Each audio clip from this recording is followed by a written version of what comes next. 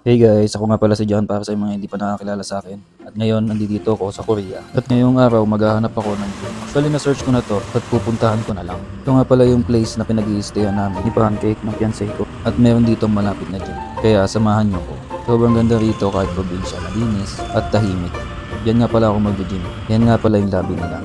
Pangalan ng James Dungeon. Meron silang daily at meron din silang monthly. Ako, nagde-daily lang muna kasi hindi ko alam kung ano yung schedule namin. Dahil sobrang busy nga at meron pang mga kailangan unahin. Dahil bago nga lang ako sa gym na to, maraming mga gamit na hindi ako familiar din. After ko nga mag-stretching, inuna kong tirahin yung shoulder ko. Shoulder chest nga pala yung gusto kong gawin sa araw na to. Shoulder press machine nga pala ang tawag dito sa ginagamit ko. Ginagawa ko to hanggang 10 repetition up to 4 sets. Tapos, every set, nagpa-partial ako. Para ramdam na ramdam ko yung tama at para worth it yung buhat ko.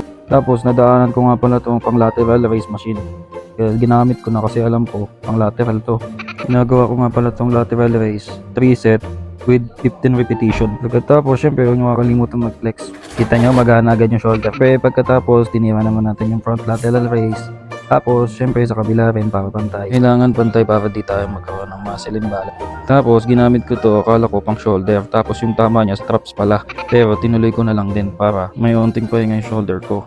Pagkatapos flex ng konti, tapos banat na ng barbell strap. Ginagawa ko naman to ng 20 repetition up to 3 sets. And then hindi ako nag-i-ego lifting kahit marami nakatingin. Nahabol ko kasi yung quality ng buhat ko and proper form. May bumanat na din ako nito seated drill delts. Tapos pahinga konti, tapos samahan yung konting dasal. Tapos nakita ko itong chest press machine na walang gumagamit kaya ginamit ko na. Progressive overload nga pala yung lagi kong ginagawa. Dito 4 set tapos 10 repetition. Tapos huwag nyo makalimutan mag-flex kasi yung pag-flex nakakatulong yun sa mental health mo. Tapos dito ko na rin tinira yung lower chest ko. Tinaas ko lang ng konti yung upuan.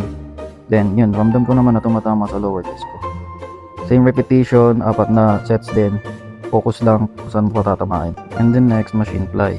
Nagawa ko naman yan ng 15 repetition, 3 sets din. Tapos palagi ko lang ilalagay sa utak ko na ito yung pinapalaki ko, ito yung wina-workout. And habang nagre-rest ako, ito naman yung ginagawa ko for upper. Hindi ko lang siya basta binubuhat, kino-compress ko yung upper. Kaso di ko alam yung tawag doon. Tapos next, ito pang up siya. Time ko lang siyang magamit kasi wala nito sa mga pinag-gyman ko sa Pilipinas. And pagkatapos, ito leg raise, 4 sets na tigti 20. Nga pala yung unang araw na nag-gym ako dito sa Lala lang sa mga bashers, hindi po ako nagtuturo, nag-share lang ako ng experience. Umabot kayo dito hanggang sa dulo at nag-enjoy kayo sa panonood. See you in the next one. Peace out.